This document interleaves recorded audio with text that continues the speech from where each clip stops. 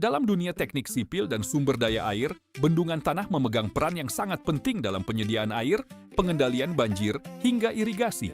Namun, di balik manfaat tersebut, terdapat satu tantangan serius yang dapat mengancam keselamatan bendungan, yaitu rembesan. Untuk memahami permasalahan ini secara mendalam, buku Panduan Mengatasi Rembesan pada Bendungan Tanah karya Hamka, ST.MT, hadir sebagai referensi yang komprehensif dan aplikatif. Buku ini tidak hanya membahas rembesan sebagai masalah utama, tetapi juga mengupas berbagai konsep mekanika tanah yang menjadi dasar dalam analisis dan perencanaan bendungan yang aman. Pada bagian awal, pembaca diajak memahami distribusi tegangan dalam tanah melalui teori-teori klasik seperti teori Boussinesq dan metode Newmark. Materi ini penting karena membantu menjelaskan bagaimana beban bekerja dan menyebar di dalam lapisan tanah. Selanjutnya, buku membahas daya dukung tanah dengan mengulas prinsip-prinsip dasar kapasitas dukung serta analisis menggunakan teori Terzaghi. Pembahasan ini menjadi landasan penting dalam memastikan struktur yang dibangun mampu ditopang oleh tanah secara aman.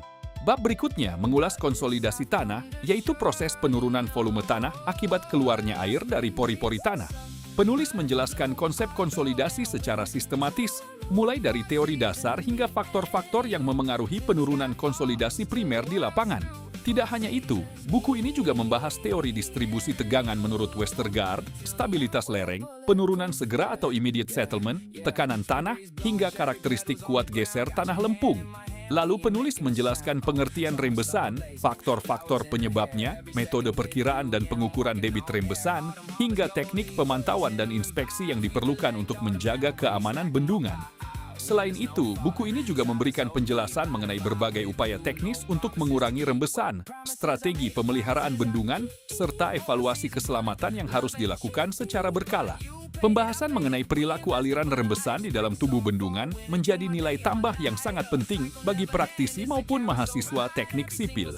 Penulis tidak langsung membahas solusi rembesan, tetapi terlebih dahulu membangun pemahaman pembaca mengenai mekanika tanah, tegangan, konsolidasi, dan stabilitas lereng sebagai fondasi analisis yang kuat.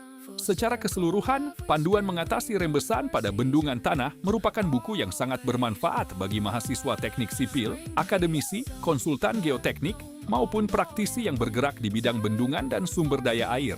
Sampai jumpa di ulasan buku selanjutnya.